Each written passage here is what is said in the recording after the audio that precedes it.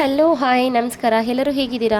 ನಾನು ತುಂಬ ಚೆನ್ನಾಗಿದ್ದೀನಿ, ನೀವು ತುಂಬ ಚೆನ್ನಾಗಿದ್ದೀರಾ ಅಂತ ಭಾವಿಸ್ತೀನಿ. Welcome to Aditya mini blogs. ಇದು ನಿನ್ನೆ ವಿಡಿಯೋ ಆಗಿರುತ್ತೆ, ಇವತ್ತಿಂದೆಲ್ಲ. ನಿನ್ನೆ ಟೈಮ್ ಇಲ್ಲದೆ ಇರೋದ್ರಿಂದ ನಾನು ಎಡಿಟ್ ಮಾಡೋಕ್ಕೆ ಟೈಮ್ ಇಲ್ಲದೆ ಇರೋದ್ರಿಂದ ನಾನು ನಿನ್ನೆ ವೀಡಿಯೋನ ಅಪ್ಲೋಡ್ ಮಾಡೋಕ್ಕಾಗಲಿಲ್ಲ. ಸೊ ಆ್ಯಂಡ್ ಒಂದು ವಾರದಿಂದನೂ ಕೂಡ ನಾನು ಯಾವುದೇ ರೀತಿ ವೀಡಿಯೋಸ್ ಬ್ಲಾಗ್ಸ್ ಯಾವುದೇ ರೀತಿ ಮಾಡಿ ಹಾಕಿಲ್ಲ. ಯಾಕೆಂದರೆ ನಾನು ಬ್ಯಾಂಗ್ಳೂರಿನಲ್ಲಿ ಇರಲಿಲ್ಲ, ಕೆಲಸದ ಮೇಲೆ ಹೊರಗಡೆ ಹೋಗಿದ್ದೆ. ನಾನು ಲಾಸ್ಟ್ ಮಂಗಳವಾರ ಹೋಗಿದ್ದಕ್ಕೆ ನಿನ್ನೆ ಬಂದಿದ್ದು ನಾನು. ಸೊ ಅದರಿಂದ ನಂಗೆ ಟೈಮ್ ಇಲ್ಲದೆ ಇರೋದ್ರಿಂದ ನಾನು ಯಾವುದೇ ರೀತಿ ಮಾಡಿ ಹಾಕೋಕ್ಕಾಗಲಿಲ್ಲ.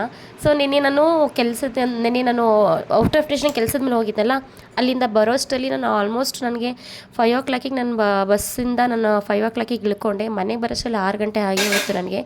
ಮನೆ ಹತ್ರ ಬಂದು ನಾನು ಫಸ್ಟ್ ನೋಡಿದ್ದೇನಪ್ಪ ಅಂತಂದರೆ ಗಿಡಗಳು. ಯಾಕೆಂದರೆ ನನಗೆ ಗಿಡ ಅಂದರೆ ತುಂಬಾ ಇಷ್ಟ. ಆದರೂ ನಮ್ಮಪ್ಪ ಅಂತೂ ಗಿಡಗಳನ್ನ ನೀಟಾಗಿ ಇಟ್ಕೊಂಡಿದ್ರು. ಅವರು ಹೇಳಿಕಳಿ ಅವರು ರೈತರಲ್ವಾ, ಸೊ ನಾವು ರೈತರ ಮಗಳೇ. ಆದ್ದರಿಂದ ಪಾರ್ಟ್ನರ್ ಅಟ್ಯಾಚ್ಮೆಂಟ್ ಏನೋ ನನಗೆ ಗೊತ್ತಿಲ್ಲ. ಸೊ ಬಂದು ಅಲ್ಲಿಂದ ಗಿಡಗಳನ್ನೆಲ್ಲ ನೋಡಿಕೊಂಡು ಮತ್ತು ಬಿಸಿನೀರು ಕುಡಿದು ನಾನು ಹೊರಗಡೆ ತೊಗೊಂಡೋಗಿದ್ದ ಬಟ್ಟೆಗಳು ಏನಿದೆ ಅದರಲ್ಲಿ ಕೆಲವೊಂದು ಯೂಸ್ ಮಾಡಿರೋ ಬಟ್ಟೆ ಇದ್ದವು, ಕೆಲವೊಂದು ಯೂಸ್ ಮಾಡಿಲ್ಲದೆ ಇರೋವಂಥ ಬಟ್ಟೆಗಳಿತ್ತು.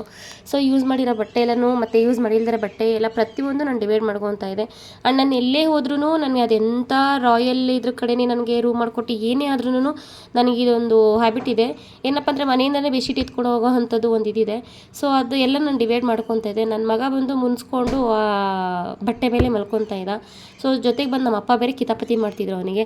ಯಾಕೆಂದರೆ ಅವರಿಬ್ಬರ ಮಧ್ಯದಲ್ಲಿ ಒಂಥರ ಏನೋ ಅಂಡರ್ಸ್ಟ್ಯಾಂಡಿಂಗ್ ಇದೆ. ಸೊ ಅವರಿಬ್ಬರು ಕಿತ್ತಾಡ್ತಿರ್ತಾರೆ, ಹಾಗೆ ಇದು ಮಾಡ್ತಿರ್ತಾರೆ. ಸೊ ಅದರಿಂದ ಅವ್ನು ಮುನ್ಸ್ಕೊತಾ ಇದ್ದ ನನ್ನ ಹತ್ರ. ಬಂದಿದ್ದ ತಕ್ಷಣ ನಾನು ನೆಪ್ಸಿಲ್ಲ. ನಾನು ಬರ್ತಾ ಇದ್ದಂಗೆ ಕಾಲ್ ಮಾಡಿ ಹೇಳಿದೆ ಅವನಿಗೆ, ನಾನು ನೈಟ್ ಹೊರಡ್ತಾ ಇದ್ದೀನಿ ಕಣಪ್ಪ, ನಾನು ಬರ್ತೀನಿ ಅಂತ ಹೇಳಿದಾಗ, ಮಮ್ಮಿ ನಾನು ಮನಗಿದ್ರೆ ಬಂದ ತಕ್ಷಣ ನನ್ನನ್ನು ಎತ್ಕೊಬೇಕು, ನೀವು ಹಬ್ ಮಾಡಬೇಕು ಅಂತೆಲ್ಲ ಹೇಳಿದ. ಸೊ ನನಗೆ ತುಂಬಾ ಟಯರ್ಡ್ ಆಗಿಬಿಟ್ಟಿತ್ತು. ನನಗೆ ಯಾವುದೇ ರೀತಿ ಬಸ್ಗಳು ಸಿಗಲಿಲ್ಲ ನನಗೆ ಆ ಕಡೆಯಿಂದ ಬರೋ ಟೈಮಲ್ಲಿ. ಸೊ ಆದ್ದರಿಂದ ಯಾವುದೋ ಒಂದು ನಾರ್ಮಲ್ ಬಸ್ಸು ಬುಕ್ ಮಾಡ್ಕೊಂಡು ಬಂದಿದ್ದಾಯಿತು. ಆಮೇಲೆ ನನಗೆ ಸ್ವಲ್ಪ ಇರಿಟೇಷನ್ ಆಗೋಗ್ಬಿಟ್ಟಿತ್ತು, ಅಂದರೆ ಟಯರ್ಡ್ ಕೂಡ ಆಗೋಗ್ಬಿಟ್ಟಿತ್ತು ನನಗೆ. ಸೊ ಅಲ್ಲಿಂದ ಬಂದು ಬಟ್ಟೆ ಎಲ್ಲ ಮಿಷಿನ್ಗೆ ಹಾಕೋದಿತ್ತು, ಬಟ್ಟೆ ಎಲ್ಲನೂ ಮಿಷಿನ್ಗೆ ಹಾಕಿದೆ. ಬಟ್ಟೆ ಎಲ್ಲ ಮಿಷಿನ್ಗೆ ಹಾಕಿ ನಾನು ನಮ್ಮ ಅಣ್ಣ ಮನೆಗೆ ಹೋಗಬೇಕಾಗಿತ್ತು. ಆ್ಯಂಡ್ ಇವತ್ತು ನಿನ್ನೆ ರಿಸಲ್ಟ್ ಕೂಡ ಇತ್ತು ಮಕ್ಕಳದು. ಸೊ ಆದ್ದರಿಂದ ನಿನ್ನೆ ರಿಸಲ್ಟ್ ಮುಗಿಸ್ಕೊಂಡು ಅಣ್ಣ ಮನೆಗೆ ಹೋಗೋಣ ಅಂತ ಪ್ಲ್ಯಾನ್ ಮಾಡ್ಕೊಂಡಿದ್ವಿ. ನಾನು ನಮ್ಮ ಅಕ್ಕ ಎಲ್ಲರೂ ಪ್ಲ್ಯಾನ್ ಮಾಡ್ಕೊಂಡಿದ್ವಿ. ನನ್ನ ಅಕ್ಕನಿಗೆ ಹೇಳಿದೆ, ಯಾಕೆಂದರೆ ನಮ್ಮ ಅಣ್ಣ ಮಗಳದು ಬರ್ತ್ಡೇ ಇತ್ತು. ಸೊ ಲಾಸ್ಟ್ ಇಯರು ಕೂಡ ಬರ್ಡೇಗೆ ಹೋಗೋಕ್ಕಾಗಲಿಲ್ಲ. ಲಾಸ್ಟ್ ಇಯರ್ ನಾವು ದೇವಸ್ಥಾನದಲ್ಲಿದ್ವಿ. ಲಾಸ್ಟ್ ಇಯರು ಮಿಸ್ ಆಯಿತು, ಈ ವರ್ಷವೂ ಮಿಸ್ ಆಯಿತು. ಸೊ ಒಂಥರ ಬೇಜಾರಾಯಿತು. ಏನೂ ಮಾಡೋಕ್ಕಾಗಲಿಲ್ಲ, ಯಾಕಂದರೆ ಕೆಲಸ ಇಂಪಾರ್ಟೆಂಟ್ ಅಲ್ವಾ. ಸೊ ನಾವು ಕೆಲಸದ ಮೇಲೆ ಹೊರಗಡೆ ಹೋಗಿದ್ರಿಂದ ನಾನು ಏನೂ ಮಾಡೋಕ್ಕಾಗಲಿಲ್ಲ. ಸೊ ಮಿಸ್ ಆಯ್ತಲ್ಲ ಅಂತ ಹೇಳಿ ಪುಟಾಣಿದೊಂದು ಕೇಕ್ ತಂದು ನಾನು ನಮ್ಮ ಅಕ್ಕ ಮತ್ತು ನಾವು ಹೋದಾಗ ಯಾರೂ ಇರಲ್ಲ ಅಂತ ಅಂದ್ಕೊಂಡೆ. ಸೊ ಮನೆ ತುಂಬ ಜನ ಇದ್ದರು, ಖುಷಿ ಆಯಿತು ನನಗೆ. ಅಯ್ಯೋ ನಾನು ಒಬ್ಬಳೇ ಕೇಕ್ ಕಟ್ ಮಾಡಿಸ್ಬೇಕಲ್ಲಪ್ಪ ಅಂತ ಅಂದ್ಕೊಂಡು ನನಗೆ ಬೇಜಾರಾಗಿತ್ತು. ಸೊ ಮನೆ ತುಂಬ ಜನ ಇದ್ದಾಗ ಖುಷಿ ಆಯಿತು. ಆಮೇಲೆ ನಾನು ಹೋಗಿ 1 ಅವರ್ಗೆ ನಮ್ಮ ಅಕ್ಕ ಬರೋದು ಲೇಟ್ ಆಯಿತು. ಸೊ ನಾನು ಹೋಗಿ 1 ಅವರ್ಗೆ 1.5 ಅವರ್ಗೆ ನಮ್ಮ ಅಕ್ಕ ಬಂದರು. ನಾನಲ್ಲಿ ಕೇಕ್ ಕಟ್ ಮಾಡಿಸಿ ನಮ್ಮ ಅಕ್ಕ ನಾವು ಎಲ್ಲರೂ ಕೇಕ್ ಕಟ್ ಮಾಡಿಸಿ, ಏಕೆಂದರೆ ಹೇಳ್ಕೋಬೇಕು ಅಂದರೆ ನಮ್ಮ ಮನೇಲಿ ಲಕ್ಕಿ ಪುತ್ರಿ ಅವಳು, ನಮ್ಮ ಅಣ್ಣನ ಮಗಳು. ಆ್ಯಂಡ್ ಕೇಕೆಲ್ಲ ಕಟ್ ಮಾಡಿಸಿದ್ವಿ. ಲಾಸ್ಟಿಗೆ ನಮ್ಮ ಅಮ್ಮನ ಮನೆ ಹತ್ರ ಜಾತ್ರೆ ನಡೀತಾಯಿತ್ತು, ಅದು ಗಾಳಿ ಆಂಜನೇಯನ ಜಾತ್ರೆ ನಡೀತಾಯಿತ್ತು. ಜಾತ್ರೆಗೆ ಹೋಗೋಣ ಅಂತ ಹೇಳಿ ನಾವು ಹೋದ್ವಿ. ಆ ಜಾತ್ರೆಗೆ ಹೋದಾಗ ನನಗೆ ಈ ಸಲ ಜಾತ್ರೆಯಲ್ಲಿ ನನಗೆ ಅಷ್ಟೇನು ಇದು ಅನಿಸ್ಲಿಲ್ಲ. ಯಾಕೆ ಅಂತಂದರೆ ನಾವು ಹೋಗಿದ್ದು ಡೇ ಟೈಮಲ್ಲಲ್ವಾ. ಲಾಸ್ಟ್ ಹೋಗಿದಾಗ ನಾವು ನೈಟ್ ಹೊತ್ತು ಹೋಗಿದ್ವಿ. ನಾವು ಚೆನ್ನಾಗಿತ್ತು ಜಾತ್ರೆ ನೋಡೋಕ್ಕೆ. ನೈಟ್ ಹೊತ್ತೇ ಚೆಂದ, ಡೇ ಟೈಮಲ್ಲಿ ಅಷ್ಟೇನು ಚೆನ್ನಾಗಿರಲ್ಲ. ಸೊ ಆದ್ದರಿಂದ ನಾವು ಡೇ ಟೈಮಲ್ಲಿ ಹೋಗಿದ್ದಕ್ಕೆ ನೈಟ್ ಹೊತ್ತು ನಮ್ಮ ಏರಿಯಾದಲ್ಲಿ ಬಂದು ಸಿಕ್ಕಾಪಟ್ಟೆ ಟ್ರಾಫಿಕ್ ಆಗೋಗ್ಬಿಡುತ್ತೆ. ಆಮೇಲೆ ಸಾಯಂಕಾಲ ಬಂದು ನನ್ನ ಮಗನ ಹಾಸ್ಪಿಟ್ಲಿಗೆ ಕರ್ಕೊಂಡು ಹೋಗೋದು ಬೇರೆ ಇತ್ತು. ಆದ್ದರಿಂದ ನಾವೇನು ಮಾಡಿದ್ವಿ, ಬರೋದು ಲೇಟ್ ಆಗೋಯ್ತು ನನಗೆ. ಅದಕ್ಕೆ ಹೋಗೋದು ಲೇಟಾಗಿ ಹೋಗ್ಬಿಡುತ್ತೆ ಅಂತ ಹೇಳಿ ನಾವು ಜಾತ್ರೆನ ಮಧ್ಯಾಹ್ನನೇ ಮುಗಿಸ್ಕೊಂಬಿಡೋಣ ಅಂತ ಹೇಳಿ ಆಲ್ಮೋಸ್ಟ್ ನಾವು ಹೋದಾಗ 3:30 ಆಗೋಗ್ಬಿಟ್ಟಿತ್ತು. ನಾವು ಹೋದಾಗ ಜಾತ್ರೆಗೆ 3:30-4 ಗಂಟೆ ಏನೋ ಆಗಿತ್ತು. ಹೋಗಿ ಎಲ್ಲನೂ ನಾನು ಅದು ಜಾತ್ರೆ ಎಲ್ಲ ನೋಡ್ಕೊಂಡು ಅಲ್ಲಿ ಒಂದಷ್ಟು ಕಪ್ ತೊಗೊಳ್ಳೋಣ, ಪ್ಲೇಟ್ ತೊಗೊಳ್ಳೋಣ ಅಂತೇಳಿ ನಾನು ನೋಡ್ತಾ ಇದ್ದೆ. ಬಟ್ ಅದೇನು ನನಗೆ ಅಷ್ಟೊಂದು ಇಷ್ಟ ಆಗಲಿಲ್ಲ ನನಗೆ. ಮತ್ತು ಅದು ಏನಪ್ಪ ಅಂತಂದರೆ ಅದು ಮತ್ತು ಒಂಥರ ಅದ್ರ ಮೇಲೆ ಇದಿರುತ್ತಲ್ಲ ಪೇಪರ್ಸ್, ಅದೆಲ್ಲ ಬಬಲ್ಸ್ ಥರ ಕಾಣಿಸ್ತಿತ್ತು. ಸೊ ಓಕೆ, ನನಗೆ ಹಾಗೂ 1-2 ಪ್ಲೇಟ್ ತೊಗೊಳ್ಳೋಣ, ಏನಕ್ಕಾರು ಯೂಸ್ ಆಗುತ್ತೆ ಅಂತ ನೋಡಿದೆ. ಬಟ್ ಆಗಲಿಲ್ಲ, ಬೇಡ ಅಂತೇಳಿ ಬಿಟ್ಟು ಬಂದು ಇಲ್ಲಿ ಜಾತ್ರೆ ಎಲ್ಲ ನೋಡ್ತಾ ಇದ್ದೆ. ಬಟ್ ಅಂದರೆ ನನಗೆ ಅಷ್ಟೊಂದೇನು ಇಷ್ಟ ಆಗಲಿಲ್ಲ. ಆಮೇಲೆ ಚಪ್ಪಲಿನ ತೊಗೊಳ್ಳೋಣ ಅಂತ ಹೇಳ್ಕೊಂಡು ನಾನು ನೋಡಿದೆ. ಬಟ್ ಆದರೂ ಅಡ್ಜಸ್ಟ್ ಆಗಲಿಲ್ಲ ನನಗೆ. ಈ ಕಡೆ ಪ್ಲೇಟ್ಸು ಅಡ್ಜಸ್ಟ್ ಆಗಲಿಲ್ಲ, ತಟ್ಟೆನೂ ಅಡ್ಜಸ್ಟ್ ಆಗಲಿಲ್ಲ, ತಟ್ಟೆ ಸ್ಲಿಪ್ಪರು ಅಡ್ಜಸ್ಟ್ ಆಗಲಿಲ್ಲ, ಏನೂ ಅಡ್ಜಸ್ಟ್ ಆಗಲಿಲ್ಲ, ತೊಗೊಳಕ್ಕಾಗಲಿಲ್ಲ. ಆಮೇಲೆ ನಾನು ಹುಂಡಿನ ತುಂಬ ದಿವಸದಿಂದ ನಾನು ಎಲ್ಲೇ ಜಾತ್ರೆಗೆ ಹೋದರೂ ಹುಂಡಿ ತೊಗೋಬೇಕು ಅಂತ ಹೇಳಿ ನೋಡ್ತಾ ಇದ್ದೆ. ಸೊ ನಾನು ಕೊನೆಗೂ ಫೈನಲಿ ಹುಂಡಿ ಸಿಗಲಿಲ್ಲ. ಆಮೇಲೆ ನಾವು ದೇವ್ರ ದರ್ಶನ ಮಾಡ್ಕೊಂಡ್ವಿ. ದೇವ್ರ ದರ್ಶನ ಮಾಡಿಕೊಂಡು ನಾನು ಬಾಳೆಹಣ್ಣು ಹಾಕ್ತೆ ಮತ್ತು ನನ್ನದು ಕೈ ತುಂಡಾಗಿದ್ದೇನೋ ಕೂರಲಿಲ್ಲ.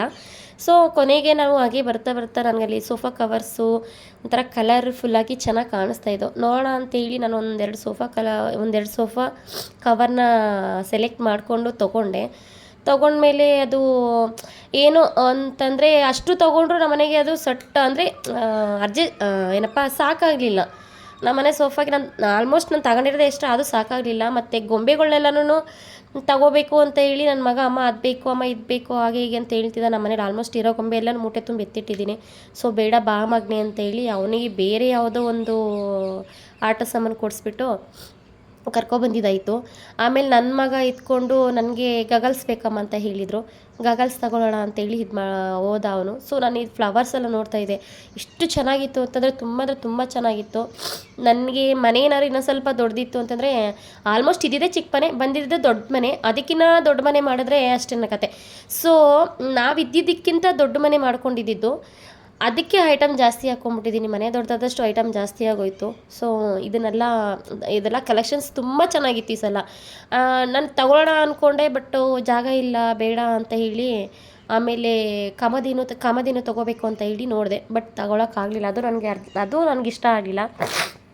ಕೊನೆಗೆ ನನ್ನ ಮಗ ಈ ಕಡೆ ಬಂದು ಗಗಲ್ಸ್ ನೋಡ್ತಾ ಇದ್ದ. ನನಗೆ ಟೈಮ್ ಆಗೋಗ್ಬಿಟ್ಟಿತ್ತು. ಸೊ ಬೇಗ ತಗೋಪ್ಪ ಅಂತೇಳಿ ಬೇಗ ತಗೊಂಡು ಫೈನಲಿ ನಾವು ಬಂದಿದ್ದು ಅಲ್ಲಿಂದ ಬಂದಾಗ ಲೇಟ್ ಆಗೋಯ್ತು. ಕೊನೆಗೆ 7 ಗಂಟೆ ಆಗೋಯ್ತು. ಅಲ್ಲಿಂದ ಬಂದು ನನ್ನ ಮಗನ ಆಸ್ಪತ್ರೆಗೆ ಕರ್ಕೊಂಡು ಹೋಗಿದ್ದಾಯಿತು. ಯಾಕೆಂದರೆ 10 ಡೇಸ್ ಬಿಫೋರು ಕೈ ಮೇಲೆ ಕಲ್ಲು ಹಾಕ್ಕೊಂಡು ಅವನು ಅಂದರೆ ಹೀಟ್ ಮಾಡ್ಕೊಂಬಿಟ್ಟಿದ್ದ.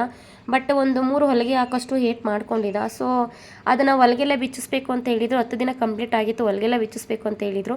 ಸೊ ಅದರಿಂದ ಹೊಲಿಗೆ ಬಿಚ್ಚೋಣ ಅಂತ ಹೋಗಿದ್ವಿ. ಹೊಲಿಗೆಲ್ಲ ಬಿಚ್ಚಿ ಆದಮೇಲೆ ಬ್ಯಾಂಡೇಜಿಂಗ್ ಎಲ್ಲ ಏನು ಬೇಡ, ಡ್ರೆಸ್ಸಿಂಗ್ ಎಲ್ಲ ಏನು ಬೇಡ ಅಂತಂದರೆ ಅವನಿಲ್ಲ ಬೇಕು ಅಂತೇಳಿ ಕೊನೆಗೆ ಡ್ರೆಸ್ಸಿಂಗ್ ಮಾಡಿಸ್ಕೊಂಡ. ಇದರಲ್ಲೂ ಹಠ ಆಡ್ಕೊಂಡು ಕೂತಿದ್ದ ಅವನು. ಸೊ ನಾನು ಅವ್ರಿಗೆ ಹೇಳ್ತಾ ಇದ್ದೆ ಮಕ್ಳಿಗೆಲ್ಲರಿಗೂ, ಯಾಕೆಂತಂದರೆ ಎಜುಕೇಷನ್ ಎಷ್ಟು ಇಂಪಾರ್ಟೆಂಟ್ ನೋಡಿ. ಎಜುಕೇಷನ್ ಮಾಡಿದಾಗ ಇತ್ತ ಡಾಕ್ಟ್ರು ಏನಾರು ಆದರೆ ತುಂಬಾ ಒಳ್ಳೇದಾಗತ್ತೆ, ಹಂಗೆ ಹಿಂಗೆ ಅಂತ ಹೇಳ್ತಾ ಇದ್ದೆ ನನ್ನ ಮಕ್ಕಳಿಗೆ. ಸೊ ನನ್ನ ಮಗ ಅದಕ್ಕೆ ನನ್ನ ಮುಖನೇ ನೋಡ್ತಾ ಇದ್ದ. ಸೊ ಇವತ್ತಿನ ವೀಡಿಯೋ ನಿನ್ನೆ ವೀಡಿಯೋ ಇದಾಗಿತ್ತು. ಈ ವಿಡಿಯೋ ನಿಮ್ಗೇನಾರು ಇಷ್ಟ ಆಗಿದರೆ ಲೈಕ್ ಮಾಡಿ, ಶೇರ್ ಮಾಡಿ, ಕಮೆಂಟ್ ಮಾಡಿ, ಆ್ಯಂಡ್ ಮರೀದೆ ಸಬ್ಸ್ಕ್ರೈಬ್ ಮಾಡ್ಕೊಳ್ಳಿ ಆ್ಯಂಡ್ ಸಪೋರ್ಟ್ ಮಾಡಿ. Thank you so much.